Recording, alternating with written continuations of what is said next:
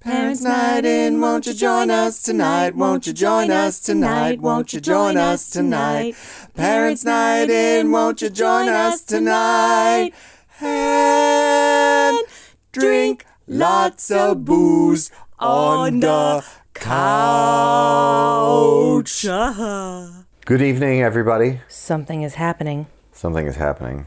Could be, who knows? There's something coming any day. That's the wrong movie. I don't know why I'm saying West Side Story. That doesn't make any sense. Anyways, it's Christmas time. It is Christmas time. So we're watching our favorite Christmas movie ever. It's a Wonderful Life. Yes. One of the greatest films ever made by a human. What about films made by donkeys? I haven't seen any of those yet. Okay. This movie's so good, just about every scene makes me want to cry. This should be interesting. I'm going to try to get through this without crying ever, but I can't promise anything because in the first 10 minutes I'm like... Watching movies with him at Christmas time is very difficult. He's such a blubbering idiot. So, I may have to do a tally of moments that make me want to cry whenever I watch this. should we come up with a crying code word like pickle? Pickle? Mistletoe? Mistletoe. Okay, mistletoe. So we both have long, rich histories with this movie. Yes. And of course, like every other Christmas movie in your life, you're introduced by your parents, really. Mm-hmm. But we both have fond memories of watching it with our families growing up. And my mom, who is no longer with us, introduced me to it when I was in junior high. And I've loved it ever since. But over the years, as I mature, it just means that much more It resonates to me. more as you get older. Yeah. Because so much of it has to do with adulting, really. Well, yeah, it and is. how much It's adulting sucks. how real shit gets. Yes. Shit be getting real Yeah. on Mr. Bailey. I saw this for the first time when I was probably 9. My dad sat me down. I had seen Harvey, and I knew Jimmy Stewart from that and from this Winnie the Pooh record I had where he read Winnie the Pooh stories. I was like, oh, Jimmy Stewart, cool. So my dad sat me down and showed me this. And for a 9-year-old, that's pretty unusual to be like, I totally get this movie. I got it, I think, pretty well, but I was 13 when I saw it. 12 or 13. I think it was in 7th grade. But I got it. But I remember halfway through it being like, so what is going to happen here? Because it takes a long time for the payoff to come. It does. And they It's set a it very up slow right at the build. beginning. Yeah.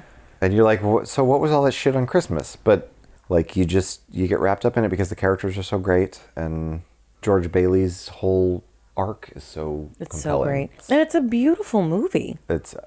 Photographically, it's an absolutely gorgeous movie. Yeah. I'm going to start actually by looking some stuff up on Google. You didn't do it right. I know. Gotta look stuff up on Google tonight, stuff on Google tonight, stuff on Google tonight. Gotta look stuff up on Google tonight. And I can't find out it. the stuff On the Google. What'd you find out when you looked it up on Google? Wow, that was horrible. So what I wanted to look up was that I can't remember the full story, but Frank Capra did propaganda type films for a long time too. I think he was one of the directors that there was a documentary on Netflix called 5 Came Back, and I think he was one of them that that was sent over to kind of keep morale up during World War II. Well, this is weird. To support himself, he took odd jobs on farms as a movie extra, playing poker, selling local oil well stocks. When he was 24, he directed a film called A Bunch of Italian Words. Not only did it document the first visit of an Italian naval ship or whatever, but that's where he started. World War II years. He had an intense desire to prove his patriotism to his adopted land. Yeah. We're seeing angels talking to each other because there's this guy named George Bailey on Earth who's in trouble. So basically the whole movie, until the last half hour, is them telling The story of his life. the story of his life. Up until the moment of need. Yes. So George Bailey is a child at this point, and he and his friends are sledding, and his little brother falls through the ice. Yeah. So George immediately is like, all right, let's fucking get in there. Help me. So you know what I realized? What? I was watching Little Women the other day, which I love so dearly.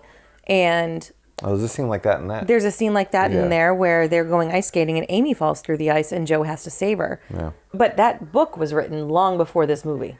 Well, yeah, they So- might have stolen it from the book. So, probably. good job, Capra. Van Doren Stern. Philip Van Doren Stern. Yes. This movie is based on a Christmas card, essentially, written by a guy named Philip Van Doren Stern. And some Hollywood guy got wind of it and it was like, that's incredible. This needs to be a movie. It went through 3 separate drafts of a script and no one wanted it. And then finally, this little Liberty Films company got a hold of it and Frank Capra was attached to it. It's one of the most wonderful things that's ever happened to anybody in the history of the world. So George goes to his day job after school, and there's 2 girls there fighting over him already, and he's like 12. And he's like, whoa, I got my pick. No, he doesn't care. He's like, girls, schmirls. I'm going to be a National Geographic explorer. At this point. Yeah. He's a cute kid. He's a cute kid. And Mary, you know, she's like probably 10 or 11, and she's desperately in love with him. Yeah. Already. And he thinks she's brainless. I'm fairly Say certain. brainless. I'm fairly certain that the young man I had a crush on in 3rd grade looked a little bit like George Bailey. Oh, even back then you were like, I want George Bailey as a future husband. God, George Bailey's a dream. He's a dreamboat. How awesome would it be if the fucking ice cream scoop flew into her face at that point? We say that every year. I'm going to be an explorer. And he's like, he's holding like a scoop of chocolate ice cream.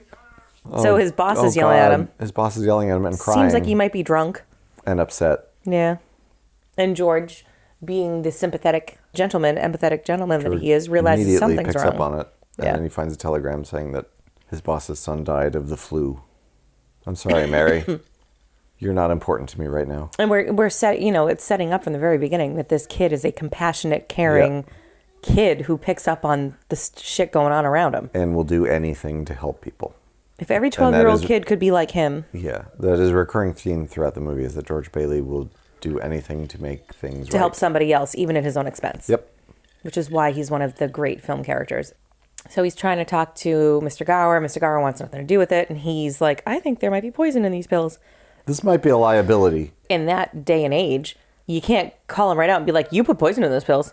Because that's not what a polite kid would do in that generation. No. A polite kid tries to get him to figure out that he made a mistake and then says, I got to go ask Dad. Right. So off he runs. And Mary's like, free ice cream, sweet. And coconuts. Oh my God. Brainless. Who's brainless now, motherfucker? I don't think that a young Mary would say motherfucker. I don't think so. His dad works at the building and loan. The Bailey Brothers building. Which I still don't understand what, I guess it's a community organizer sort of thing. It's like a credit union where people put their money in and they keep their money there. They pull there. their money and then whoever needs it can withdraw from it. Right, and then they make payments back on it. So that's why when the bank, later on in the movie, when the bank run happens, when he says, your money's not here, it's in his house, and his your house, money's not here. Yeah. It's out there. Oh, we're meeting the nefarious Mr. Potter. What a douchebag. Yeah, he's the worst. Lionel Barrymore. Funnily enough, Lionel Barrymore before this was known for playing like gentle, likable old men. He sort of looks like a gentle, likable old man. This was I could see it going that way. He was cast very much against type in this movie. But he's a great villain. He's a fantastic villain. He's so good as a villain. You know who was considered for Mr. Potter first? Yes. Clarence the Angel. That's absurd. I know. Clarence is so sweet and dumb. Yeah. So he doesn't get the answer he needs. Comes running back to the drugstore. Answer. And this is the first scene that makes us want to cry. Yep. So let's have a moment of silence for the tears in the room. I don't think I can do that because otherwise I think it's going to pick up. George. Well, so let's talk about it then. So as a child, right, watching this as a 13-year-old kid for the first time, he gets his head slapped right there immediately when they cut to Mary Hatch and she's actually wincing and crying. Well, she sort of experiences it. Yeah. And then you see his bloody ear and then he whacks him again. Yep. And the whole time, he doesn't bolt. He doesn't run away. No, he's like, keep hitting me, but I'm trying to explain to you what you did. You're wrong. I know you're angry. It's totally fine, but like, I'm not going to bring poison to people. Right. And then, the moment where Gower figures it out and then sort of turns to him, he winces like, oh God, here he comes again. And that kills me every time too. Yeah. It's a great performance by the kid too. Both of them. It's fabulous. And so he literally saves Gower's ass. Like, he could have poisoned somebody. So there you have it, our first crying scene. Mistletoe! And then we cut to George as an adult, and it's Jimmy Stewart. I love Jimmy Stewart so much. Hello, James. We're let off the hook a little bit because Jimmy Stewart is so charming and funny. Right. That it takes you right out of that heaviness. All the tension. So we're meeting George as an adult, and we immediately get right back into that like National Geographic Explorer. Like he's like, I'm going to see the world, friends. That's my George Talk like Bailey. that. I'm going to see the world. That's George Bailey as a Muppet. Old man Gower bought him a suitcase. Luggage. He bought him some luggage. He bought me some luggage. I'm going to put it on the carriage. I love every bit of this era in movies because everyone looks so beautiful and is dressed so nicely. Dapper. Why don't we do that anymore? Why don't we wear bow ties anymore? Why do we go to Target in our yogurt pants? Our yogurt pants. Has there ever been a more likable actor ever than Jimmy Stewart? Absolutely not. Absolutely not. Tom Hanks is probably the closest thing. Tom Hanks is the Jimmy Stewart of our generation. But he's a distant second. Scandal-free America's sweetheart. Yes. But, I mean, Jimmy Stewart is like... You want to cry just thinking about how awesome he was. Yeah. Here comes Violet Bick. Hey, Vi. Hi, Violet. She's gorge. Yep. Gets dudes into car accidents almost. Literally, guy almost gets hit by a car. Everybody's staring at her. Bert the cop says... I'll take it home and see what the wife's doing. He's going to take care of the situation in his pants. He's got some business in his pants he's got to release. He ain't going to be thinking about his wife that whole time, I'll tell you that. No. And it ain't going to last long. Jesus, Justin. So now we're back home at the Bailey house. He smacks the maid on the ass. That seems hardly appropriate. Yeah, that would not fly in the Me Too era. You cannot slap the maid in the butt. Hashtag no way. So now there's a dad and son talk. Yeah. Jimmy Stewart always reminded me of my dad, so... Yeah, I can see that. I mean, that's part of the reason I have such an affinity for Jimmy Stewart. But Yeah. Yeah, your dad definitely has a Jimmy Stewart vibe. And he's got the sort of uneven eyebrow thing. Yeah. One of them's higher than the other. So this is pivotal, right? We're in a pivotal situation again Yes. because he doesn't want to take over his dad's business, and his No. dad really wants him to. Yep. He wants to go explore the world and build things and design stuff, and he says to his dad, which is an unintended jab. He's like, I want to do something big and important. Right. I don't want to run your building alone. And it's like, yikes. Right. No offense. Your business sucks. Right. It sucks and it's boring and I don't want to do it, Dad. I don't know why I turned into a Broadway kid there. I don't want to do it, Dad. You can't make me. I want to be somebody. What I think is an interesting study when you watch this movie is to like actually sit there and think, how would this play out in 2019? Yeah, I'm not... Oh, hold on. I got a text. Right. Hold on. Facebook message. You know what he probably did? You pull up an infographic and be scroll. like, see what happens to kids who take over their family business? 99% of them turn out to be buttholes. 99% of them kill themselves. Do you want me to die, Dad? I didn't think so. Do you want me to die, Dad? So George decides to go to the dance. I love everything about this scene. It looks like so much fun. Yep. I want to go to a dance in 1926. When I went to high school dances, it was dark and creepy and everyone was sweaty. And Everyone was sweaty and everyone's hair was big. people were grinding. It was gross. Oh my God, who is that? It's Donna Reed as Mary Hatch. So George and Mary have reunited for the first time, Yep. and sparks are flying everywhere. It's Immediately. It's amazing that people aren't on fire right now. Yep. Donna Reed was unreal hot. Her dress is so fabulous. Ladies, seriously. Every time I watch one of these movies, I'm like, I need that dress, I need that dress. But her dress in this scene is just fabulous with all the ruffles. Yeah, so I was in love with this movie as a kid. Loved the story, loved the whole surrealist stuff in the last half hour. Mm-hmm. And then, I don't want to say I fell out of love with it, but it cooled for me in my late teens probably. Why do you think? Because I had watched it so many times. And then my sister bought it for me on DVD when I was 24. Like, all I had seen really was a shitty VHS taped from TV copy, which, when you're a kid in the 80s, you don't realize VHS looks like shit. Oh, God. VHS taped off television looks even worse. Dance by the light of the moon. They say "Ob da moon" for some reason, and we can't stop singing it. Anyway, So then you watch it on DVD, which, in 1999 was state of the art, and I couldn't imagine anything looking better on home video than DVD.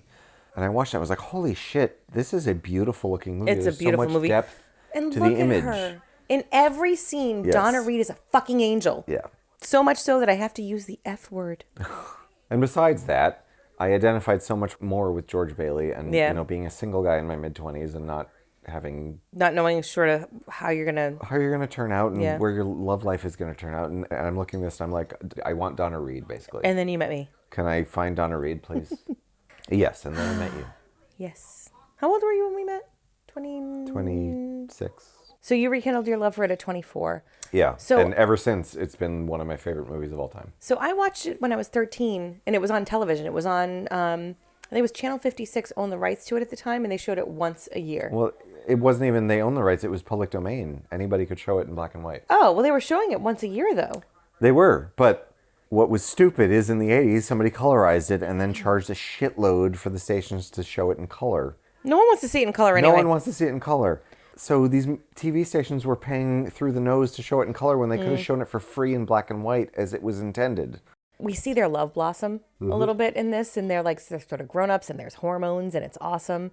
And these are the moments when you're like a teenager and you're a 24-year-old, like you're looking for this angst and this Yes. moment, and they captured it so beautifully here. Yes. Like the actors did an amazing job. The scene was gorgeous. The situation with them being in borrowed clothes and she's in a robe. Like everything about this is that moment that leads up to the first kiss that's like just so good. Yeah. And they don't even kiss in this scene. I know. It's great. It's perfect. Yep. And then this old guy's like, would you just fucking kiss her? Shut up. Come on back out here. I'll kiss her. I'll show you some kissing and make you want to shit yourself. I'd like to have my robe. Give me my robe. Please give me my robe. I'm going to tell your mother on you.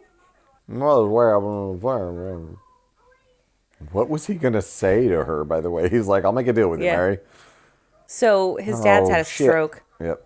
And so this it's crazy because they build up so much in the scene and it ends super dramatically and abruptly. Abruptly, yeah. So in the next scene we I'm find hoping out that she was close to her home at this point She because was, he yeah. ditches her. So in the next scene immediately we find out his father has passed. And so this is another pivotal moment where he makes a decision to do something Yep. against his best interest Yes. because he wants everyone else to be happy. He's supposed to go to college at this point. Right. And he's like, okay, the board is all set now. I can go to college. But then... Mr. Potter's going to fuck everything And up this as is usual. this is George's first really great speech in the movie. Have you noticed how his dad's looking over his shoulder in this? Yep. It's a great visual, yeah, because his dad's literally like looking down over his shoulder directly in his direction. Yeah. So he's about to walk out the door, and they're going to tell him if he doesn't stay, they're going to shut it down. And so he takes this moment. Potter is trying to convince the board to shut down the building loan so he can take it over because it's the one part of the town's finances that he doesn't control. Yeah.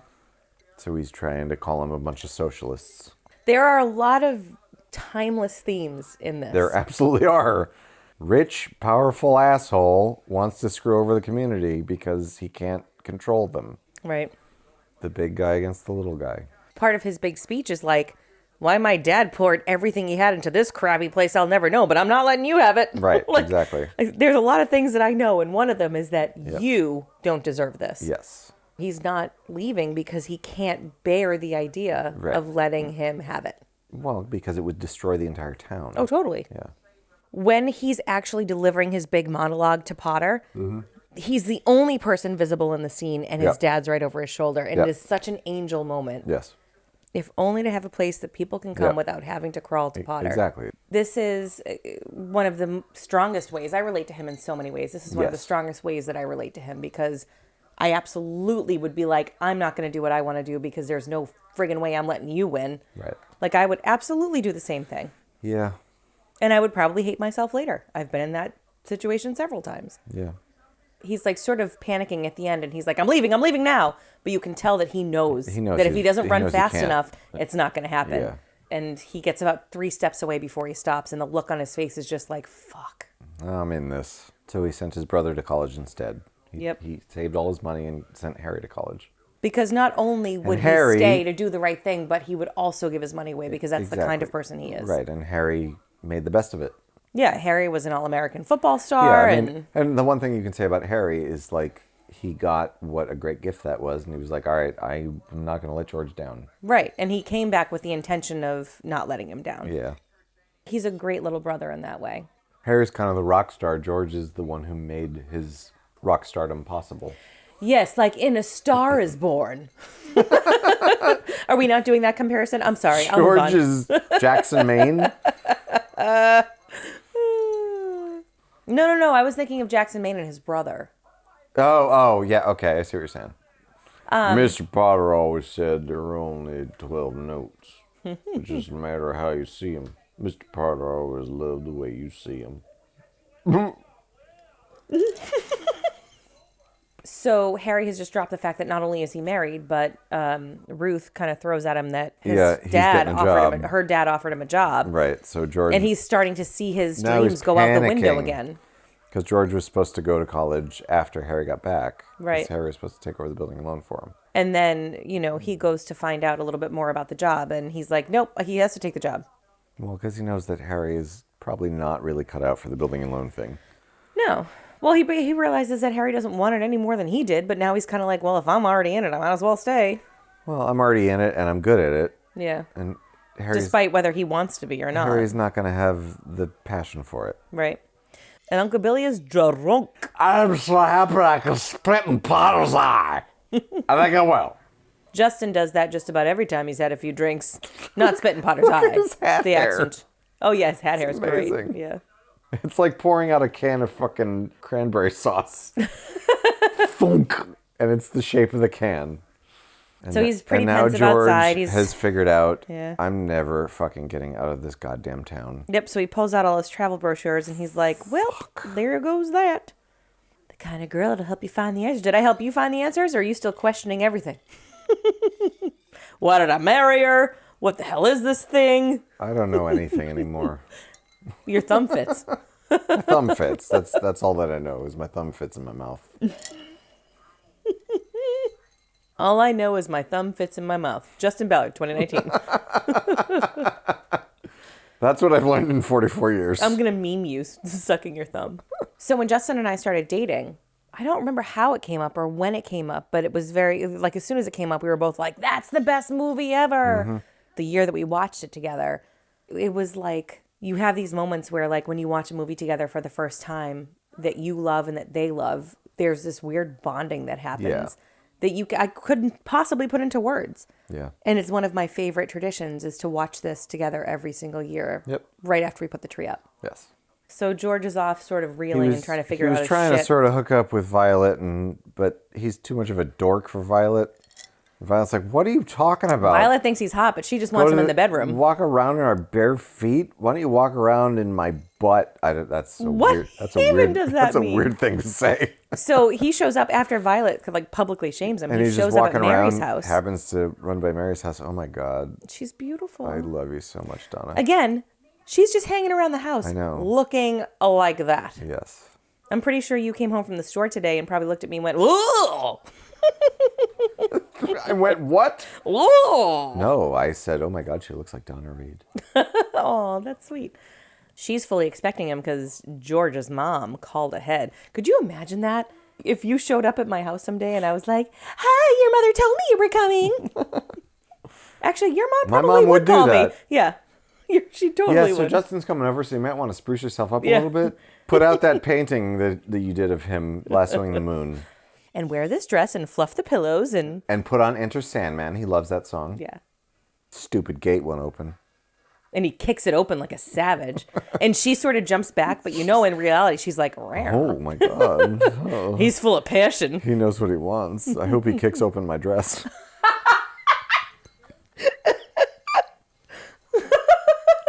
I don't even know what that would look like. I hope he kicks open my dress. Is that like a roundhouse kick and then her dress falls off? It just falls off. It just melts. It shatters. He comes in the house and she's like super googly eyed and he's all bitchy. Oh, he's in a terrible mood. He's such a millennial. Well, I mean, his dreams have just been sucked out of his life. He's stuck at that shitty fucking building alone, and his mom is like, go see Mary. I don't care about Mary. No, just go see her. Fuck you, Mom. So, like, as a man, right, when you watch this scene and you've watched it a million times, Yeah. what do you think about this scene? Like, he shows up there. What's going through his mind in your Well, I think in he your knows man in the back mind? of his head that he's got a thing for her and she is totally crazy about him. Yeah. But he doesn't want to admit that to himself, and And he doesn't want to settle down and be stuck there? he doesn't want to be stuck there. He wants to go somewhere else. And if he settles down with her, then he's never leaving. Ever. No, and it's a final nail in the coffin for him a little Right. bit. But he also knows that he really likes her. But he also knows this is the most amazing woman I've ever met. And it's just this struggle between, I want this woman, but I really don't want to be stuck here. Yeah. And I then just when, came in to get and then warm. when he finally gives in, it's like, it's heartbreaking for him, but also, It's heartbreaking, but it's also, you know what's there. You Yeah, know the yeah. sparks that are there. right. But it's also sort of heartbreaking for her because, like, she also knows that she's keeping him there. She's the reacher. not the reacher, No, but like, she's not. She's an 11 on a scale of 1 to 10. I think she knows that, like, he wants to do all these things and, like, no, but I want him, so Right. I'm going to have to keep him here. Right. I love how everyone says Bailey in this movie. George Bailey. I can't get my... You do it pretty well. I do. I can't get my mouth around it. Really? George you Bailey. can't get your mouth around it. Bailey. Her mother is so very clearly Yeah, not she interested. hates George for Yeah. some reason. I don't know why. He's no money. I guess. Sam Wainwright's full of money. Yeah. The phone has made them get close enough to smell each other. And now he's like, shit, And he was like, oh, God. I can't resist this. I'm as firm as this phone. She smells like pine needles. Oh, Justin. This scene is played so beautifully. Yeah, it totally is. She's already crying. She's already like totally overwhelmed by this whole situation. And his heart rate is completely soaring he's right like now. hyperventilating almost. Yeah. Everything from here forward is like, oh my God, just fucking kiss her. Right. Like they're so close and that I mean, moment is there. It's that built up angst Yeah, again. the tension is amazing. It's fantastically done. The yelling at her and shaking her is a little bit much. Well, but it's like, It's like his last dying breath almost. I love the here they come, like the next scene. And she looks like a 1930s Maggie Gyllenhaal. she does. But she has this very You're not getting yelled at by George Bailey. You're not doing your job right. she has this very goofy look on her face, Yeah. and it always cracks me up. George's mother is so thrilled, and her mother is like, yeah, whatever. Mary's This mother's like, sucks. oh, fuck. I was hoping this She moment could have wouldn't married come. a rich guy in New York. Yeah. So they're in the back of the limo on the way to their honeymoon thing. They're making out. Wait, he just gave them something. What was it? A little bit of the bubbly. Oh, no. They're at the bank. There's a run on the bank. I hope they don't shut it down. There's a run on the bank. I need my money. Then there's a clapping scene. There's a run on the bank. I need my money. If you close your doors before 6 p.m., before 6 p.m., before 6 p.m. You stole the melody. If you close You your stole the doors melody. before 6 p.m., you'll never reopen them again. What'd you wish when you closed those doors? What are we drinking now, sir? We're drinking Ruffino. Ooh, Ruffino. A little bit of the bubbly. Bubbly. Hi, Chris Jericho. I love you. Okay. Come here, everybody. That's right. Things are looking a That's little right. dim. Grim, even. I mean, it should have been a sign when there's a crow in the office that things are looking grim. That's never a good sign. It could have been a murder of when crows. there's a At least crow it wasn't a going, murder. Uncle Bill. bankruptcy. That's a parrot. So here comes Potter threatening the Baileys again, Fuck you, Henry. like the little shit he is. And so he hangs up with Potter and like looks into the eyes of his dad in the painting, Yeah. and is like, "Okay, well I know what I got to do now." Oh, there's his dad in the background again when he opens the door. Yep. This thing is not as black as it appears. And the big sign behind Ignore it that says, siren. Ignore it. says "Own your own home," which is not what Potter wants for them. Which, if you look at the initials, Oyo, which I think, need I say more? Oi! Oh. So this is another moment where he's like, if you fucking think I'm letting anyone in this town go crawling a Potter, Right. you can poop your own pants. What does that mean? I don't know. I just didn't want to say the yes, my D. So You can eat my turd. Yes. Is that better? Yes, that was great. So What would the musical version of that be? If you think I'm letting anyone crawl the Potter, you can all eat my turds. I don't know what that was. That was a convoluted melody. That was awful. Not the best that melody was I've convoluted, Jerry. If you think I'm gonna let you crawl to Potter, you can eat my turds in the butt, in the butt, in the butt, in the butt, in the butt. I'm not convinced that's any better. No, it's not. That's what I was trying to do. Oh, okay. I thought you were trying to improve on what I did. No. All right. I think the bar has been set too low. So anything would have been an improvement. And I managed to not If do you it. think I'm gonna let you crawl to Potter, you can all eat my turds. If you think I'll let you crawl to Potter. You can eat my turds and cut. Mary pulls out the wad of cash that they got for their wedding, and she's like, how much does everybody need? And George is like, hey, $2,000. But see, this is where it's amazing, because in the previous scene, he was like, ugh, all right, I'm going to give in to this, and I'm going to marry Mary, and I want her, and this is great, but, like, I'm giving up a lot of things today. Yeah. And then she comes in with their honeymoon money and just meets him right where he is. And it's this moment of, like, she's like, they are made for each other. Well, and she totally believes in him. She totally believes in him, and she's the perfect wife. Like, yes. She's not looking at it like, fuck, there goes my honeymoon. Like, she doesn't even hesitate. Nope. She walks in, she sees him in trouble, she gives him everything she has. Yeah. She's like, he's saving this fucking town, and I'm proud to be standing next to him while he does it. And, like, I want to cry just thinking about it. It's amazing. Yep. Mistletoe. I also love that she goes and does something that people did not do in the 1930s. She squatted in a rusty old house. How does this happen? Like, she bought the house. When? I don't know. With what money? Probably a promise to the Bailey building alone. It was a deserted old house. Like, how did she acquire it legally? I don't know, but it's like their house now. And so it's so sweet, because not only does she give them all the money for their honeymoon, but she takes them to the place where they had their first real sparks. Right. When he was like, I would never want to live there. Right.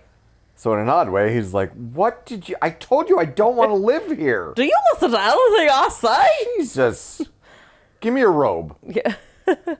Oh, look at that. What's in that ice bucket? Ooh. A little bit of the bubbly. Jeez. She also incorporated the whole thing about his need to travel, and she put up all travel posters everywhere. She's so thoughtful. Oh, George, these are the places you'll never get to go now. How come I didn't get to marry Donna Reed? Sorry, I love you. What? I was going to say the same thing, but it would have been appropriate coming from me. And then Bert and Ernie sing. Yep. Barbershop-like. I love you truly. I don't know what the harmony is, otherwise I'd sing it with you. And this is another moment when she says, remember the night we broke the windows in this old house? This is what I wished for. To be married to him and living in it together. Donna, I love you so much. Mistletoe. Mistletoe. Yeah, when I was a 24-year-old, I was like, I want that woman to be my wife. Well, yeah, because it's that time in your life where you're like, all right, like I'm getting up there, and I'm going to have to start thinking about, like, marrying somebody. Mm-hmm. And what do I want when that happens? I want a woman who says that to me. Yeah. Yeah. You found her. I did. Clink. Oh, wait, and? Was that a kiss? Yep. That was horrifying. It was a hardcore makeout. They're sort of outside in the daylight, and they're moving the Martini family from Potter's shack into their Bailey homes. I love how they have a goat. Why do they have a goat? Well, they're Italian. I don't know. What does that mean? I have no idea. And why is George's car so old? Maybe they have it for milk. He's got like a 1910 car. We grew up in Massachusetts, where George in Massachusetts is George. George. Hey, George. And Potter is Potter. Yeah, Potter. Hey, George spit in Potter's eye. Yeah. What's the perfect word to capture the Boston? Pop-Tart. Pop-Tart, yeah. I think Christian Bale was the person that was saying that. That really? When he was learning to do the Boston accent for the fighter, Pop-Tart was the Rosetta Stone. Not unlike Potter. Yeah. Fucking Pop-Tarts. I went to go meet Mr. Potter for some Pop-Tarts. How would you say Pop-Tart in New York? Oh, shit. Tot? Tot. That's hard, right? The W would be in the second syllable. Yeah. Pop-Tart. It wouldn't be What about pop. Chicago? Pop-Tart. Why is that so funny? Your voice changed. Pop-Tart. Well, that's what I do. Pop-Tart. New York. What would New York's be? Pop-Tart. Pop-Tart. There's someone locked in the room right now. You see this? You see this Pop-Tart? Tart. It would be Tart. Well, that's De Niro. That's not just New York. But it's a good New York accent. I guess. I like when George goes to visit Potter and the seat that he sits seat in is is way basically on the lower. floor. Because Potter's Potter has power to be move. higher than everybody else. Yeah, his it's power like move. Michael Scott going, "You make a argument." Anyway, We are quite off topic here. So Potter, once he realizes that there's a cut in the action there's there. a competition. He's like, "Fuck it, I'm gonna buy him off." Right. Because this is what rich people do. I love that he calls him like a miserable spider. What does he call him? A Scurvy little spider. scurvy little spider. I love that line. And that goes for you too. Yeah. And that goes for you too. I also love that his wheelchair looks like a throne. Yep. He just has such a high opinion of himself. Well, he's that comb over is Topical. Where have we seen it? Topical. Yeah. Yeah. Well, he's a self-aggrandizing sociopath. Narcissist. Yeah. $20,000 a year was enough back then for him Yeah. to spill his cigar ash on himself. My first office job was like $21,000 a year. When they told me that, when I interviewed for that job, I should have dropped my cigar ash on myself and said, $20,000 a year. Notice how Mr. Potter has a portrait of himself staring at him the whole time. Yeah, he does. In this scene, so he comes home and she's singing. Mm-hmm. Is it in his head or is she really singing? No, she's really singing. I think he thinks it's in his head, but Yeah. he realizes that she's actually singing it. And they're very clearly still rehabbing the house. They're Yes. the very first flip it or flop it couple. Flip or flop. HGTV. Oh my God. Oh my God, you guys. George and Mary started HGTV, you guys. Hashtag oh my God. Hashtag flip it. Hashtag rehab. Hashtag house. Hashtag HGTV. Hashtag squatters. Hashtag rat poop. Hashtag broken roof. Rat poop. I don't know. Hashtag 320 Sycamore. George Bailey lassos stork. This is a stork. What? It was a boy or a girl?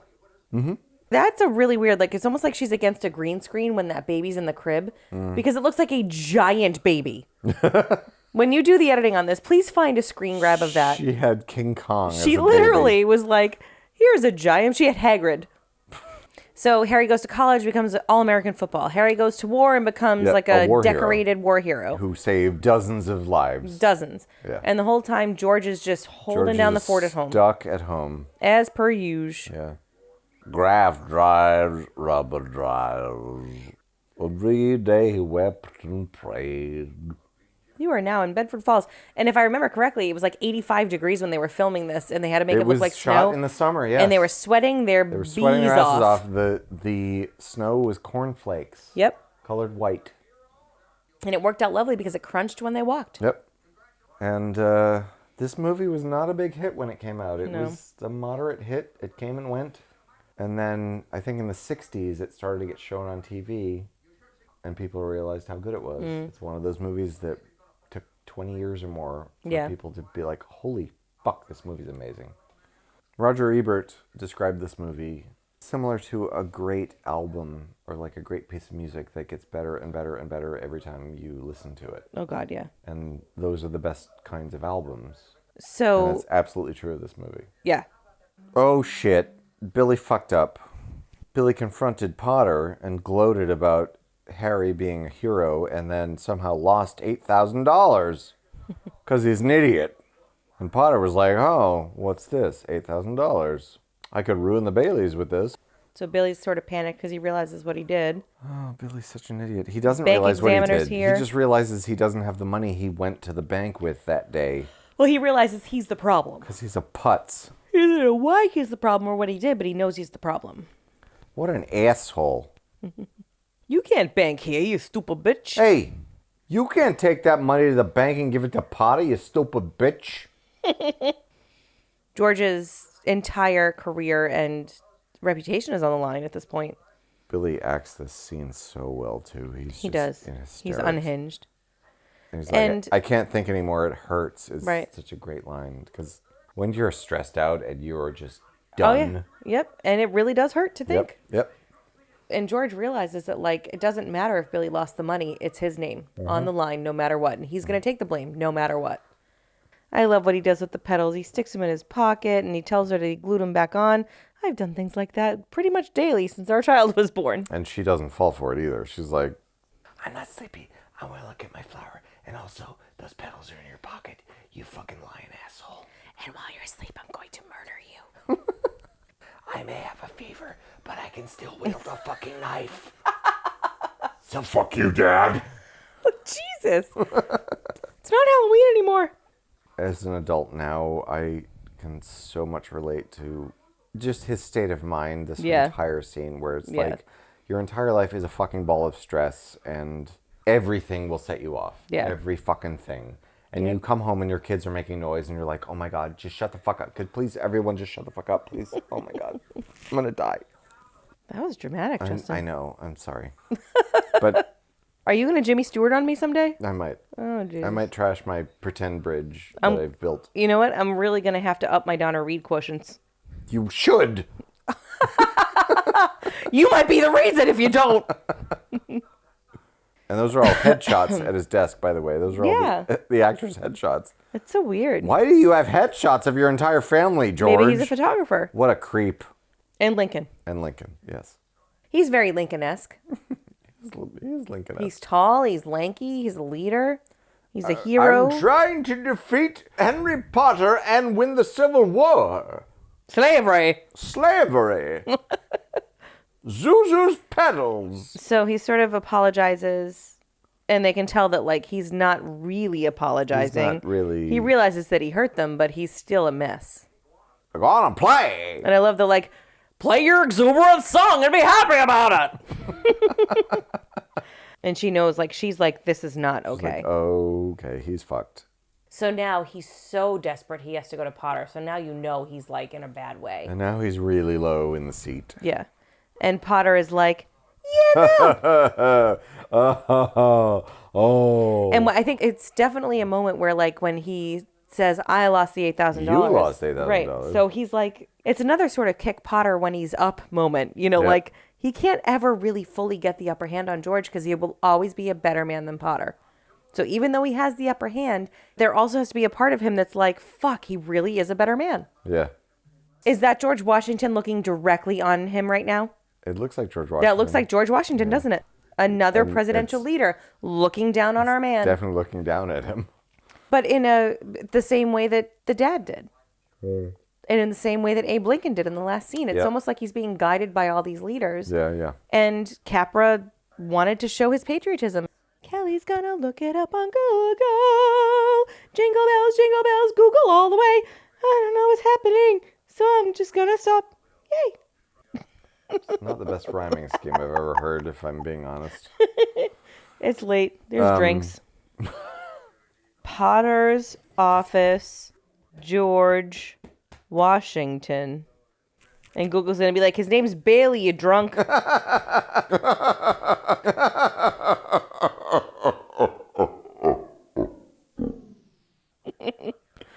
Maybe listen, malfeasance. Just go ahead. You can hide in a small town. Oh, no, like it's this. literally the whole script. I don't want that. The whole script is online, though. The FBI thought It's a Wonderful Life was communist propaganda. Well, it's the little guy fighting back against the rich cock. It's a Wonderful Life. Why America needs more George Baileys in the Trump era. Kinda. No one else has picked up on this. I'm pretty sure I found a thread and I'm pulling it. And it's just revealing itself to me in the... Let's watch the movie. What was the thread? The whole presidential figures sort of looking down on him thing. Oh, no one else has picked up on it. Well, you know what that Well says. done. You know what that says about me. You're smart. Congratulations, Kelly. Congratulations, Kelly. You smart like a Pop-Tart. Smart, Pop-Tart. Turn around and watch me fight. George is not feeling very self-confident. Confident. Well, really, George is not seeing the impact he's made on anybody. He just No, sort of feels no. like... He just feels like he's fucked everybody's life. Right, Yeah. right. Like, if it wasn't for me, everyone would be better off, when really, if people actually spent the time to think about how they impacted the lives of people around them, they might feel better about themselves, Justin Ballard. Are you trying to say something? Maybe. Do you think I've had a positive impact on other people's lives? Yeah. Okay. Of course you. I think everybody does. Okay. I mean, okay, so not everybody. I could name a few pieces of shit right now that have had no positive impact on anybody. Because I've had many moments where I'm like, have I really improved anyone's lives that I've met? I mean, I feel this. I wouldn't have my child if it wasn't for you. I understand that. But I feel like anyone who is self-aware has this impulse.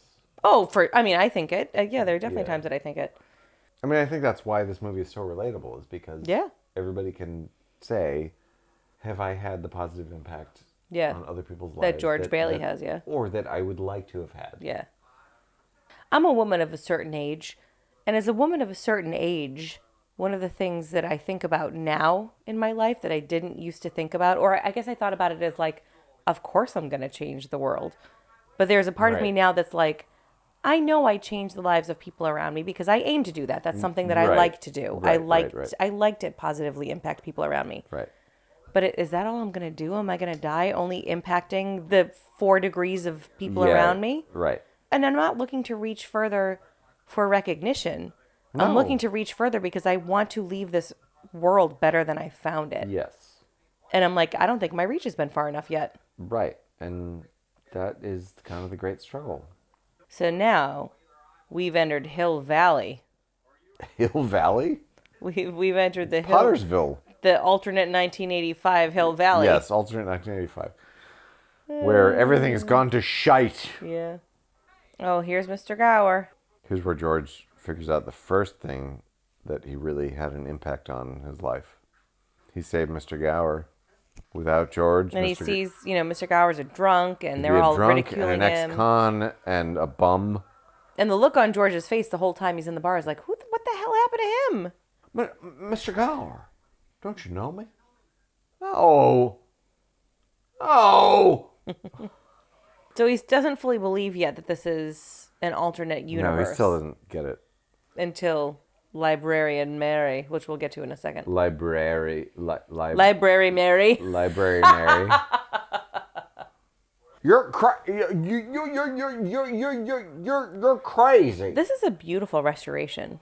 It absolutely is. It's so crisp. So there's a lot of debauchery in Pottersville. Pottersville is full-on debauchery, and Mary's the only prude in town. Yeah, pretty much.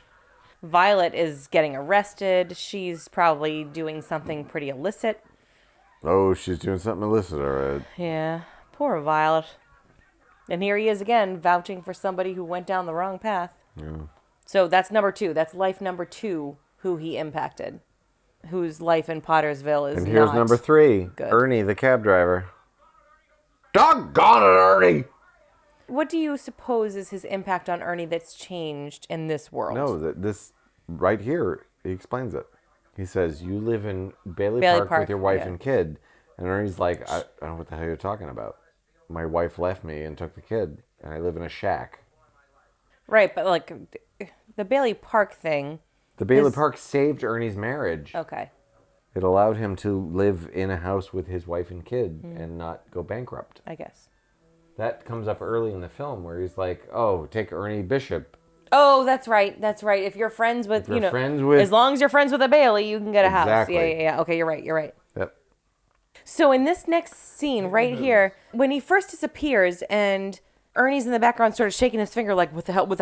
It's just a bad edit. It's a bad edit, but I always thought that was like Joseph sort of, what's the word? Scolding. Chiding. Yeah, chiding. Yeah. That's exactly the word I was looking for. And I couldn't come up with it, so I went with scolding. For those of you who can't see us right now, we just did the whole awkward, I had a high five, he had a fist bump, and then I switched to the fist bump, and he switched to the high five, and then I switched to the high five, and he switched to the fist bump. Opposite day. This is why we work. That's why we work, because we can't coordinate that. We click because we're hot messes. Okay. We're Auntie and Unky hot mess. Auntie and Unky hot mess. That's the Oh. first time you've called yourself Uncle Hot Mess. That's true. He's at his mom's boarding house, and he's like, what the hell's going on? And his mom's like, who the fuck are you? Right. So because she only had one son, Right. Harry Bailey died ice skating or sledding or shovel slipping or whatever you want Right. to call that. Because he died. George was not there to save Harry. Right. And And that close-up is great. where Yeah, it's a he's like- great close-up. His eyes are friggin' it's crazy. Film noir. And I think this is probably the first one that, like, the other ones were like, oh, wow, yeah, I affected these people. But, like, his brother is dead. Yep. He was not there to save his brother. And so Right. that's, like, right there, a huge realization. So now that he realizes the negative impact he had by not being there for Harry, he's like, well, shit, now I really need to see my wife. So I took a women's studies course when I was in college called Women in Film. And so one of the things that we talked about was this scene. It was like if George wasn't there, she became a librarian. Right. Like she was this gorgeous, vivacious, warm, and genuinely like caring and loving person. Right. And because George didn't exist, now she wears glasses and has bad eyesight and like wears long skirts and is afraid of men. Right. And I've written about this on enough.com. I wrote a Movies of Disbelief. Right. And like Piece. everything about this movie is perfect. And this part. Except for the fact that Mary has bad eyesight. Yeah, the bad eyesight thing is fine, but maybe she needs reading glasses. I feel like what would have been better. Wife Mary doesn't read. Library Mary does. The Library Mary. The only thing that would have been better is if Mary had married She should have married Sam Wainwright. Sam Wainwright and been in a loveless, abusive marriage. You know what? Actually, so it should have been like the scene in Scrooged, where what's her face? Claire. Yeah. Is like this rich bitch who hates kids Yep. and needy people. Yep. That to me is what that should have been. Yeah. I Not that feel she like- was an old spinster. Like if George didn't exist, she had no happiness. Right. How about if George didn't exist, she was still gorgeous and wanted, and yet she ended up with someone But who she really would have just been- thought of her as a trophy and Yes, not a person. Exactly. Yeah. I feel like the 40s were not sophisticated enough You to know what? do that. Screw you, Capra. I'm just kidding. I love everything about this movie. No, I think for the 40s it probably was It would a have been fair move. too nuanced. Yeah, I think so. So then we sit through this hell and it is so dark. This is a dark movie in a lot of ways. It is. And there are so many sad, awful things that happen. And then the payoff is so good. Yep. He comes into his house and like the bank guys are there, but no one else is. And he doesn't fucking care. And the portrait of Peter Bailey is Oh, yeah. looking over Where the they're gonna spot be where he's about to standing. be standing. I Yes. never noticed that. Yeah. I think every person wants to be the George here too, where like when I'm in my moment of need, Yep. I want my partner to rather than be like, wow, he's an asshole and he fucked No. up, to like go out and help Right. me fix it. Right. And she saves the day in true Mary fashion. Yep. Hey, Uncle Billy. There's Uncle Billy with a You're not laundry a basket drunk full of cash. anymore. I'm not drunk anymore. Money. But I also love it. He's like, Mary did it. Mary did everything. Mary talked to everybody. Right. But that's the thing is when you're a person like George Bailey, Mm-hmm. when trouble comes, of course you have 75 people in the wings waiting to help you. Right. There is a big part of me that's why I am the way that I am, because I know, as long as you're a good person, you help yeah, them. like I like helping people, but I also know that like if I ever get stuck, I'm going to have my people with me because I've been there with them. Right. I'm already choking up because I know what's coming and it's going to freaking kill me. Yep. So if I get quiet, you'll know why. But everyone starts coming If you get through quiet, the door. Kelly's going, "Boo!" Everyone starts running through the door and throwing money in the pile, and Yep. it's just the most wonderful thing ever. Harry. Right here. So the period on the end of this ridiculously emotional sentence Yep. is his little brother, whose life is what it is because of George, Yep. walks in the door and says to my big brother George, the biggest man in town. The richest man in town. Right, sorry, I'm sorry. Yes. It might be the most meaningful line in the entire movie. In cinema history. Yeah. That line didn't get me the way that it does until I was now. an adult. Yes, Yes. until probably maybe the second or third year we watched it together. Yeah. The romance, it depends on where you are in your life, Right. right? So when we were first watching this together, we were like new in love and in the sort of George and Mary phone passion phase. Yeah. Right? But then when adult shit gets real and you have to figure out who's really there for you. Right. And he walks in the door and is like, I don't even know how to explain it, but that line hit me. And I remember the moment that it did. Like, I remember the first time it hit me and thinking, this is the reason for this movie. Yep. The whole movie builds up to that one line, and every time I hear it, I lose it. Yep. It's amazing. Yeah. It's about impacting other people's lives in a positive way. Right. And George does that. And I do feel like And Harry, the fucking football / war military hero, recognizes that. Right. And says, my nothing brother, I have done compares to what this guy has done. He's the richest man in town. Yes. And it's wonderful. And it's like an instant choke-up line every time. Oh my God. I don't even, I can't even, it doesn't have to happen. I'm like, the first person comes in the door and throws money in the pile, and I'm like, Harry's coming soon. Yeah. He's coming. But, the millennial version of this for me is like, George is always in the spotlight. George is a saint. George is awesome. I don't think that's giving millennials enough credit, honestly. No, I think millennials get that sentiment. That is the pinnacle moment of this movie for me. And it will always be. Yep. I'm trying to think, before I related to that line, before that line meant anything to me, I'm trying to remember what the pivotal moment was for me otherwise.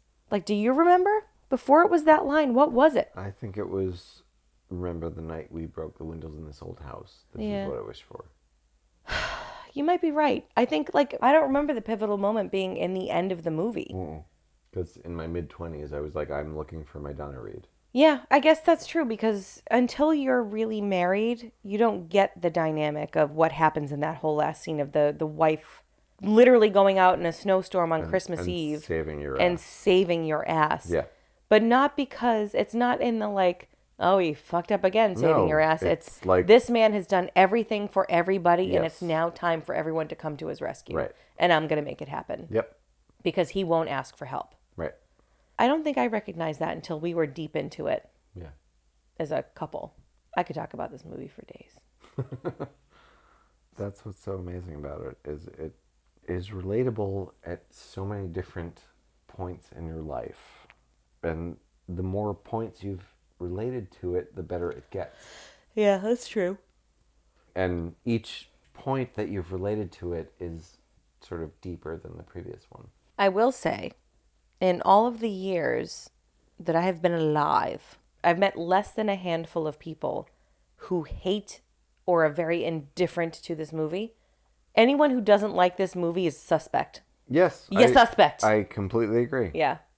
Because if you cannot find a heartwarming or relatable or wonderful moment in this movie, you're a psychopath or a sociopath or worse, a murderer. Yeah. A murderer.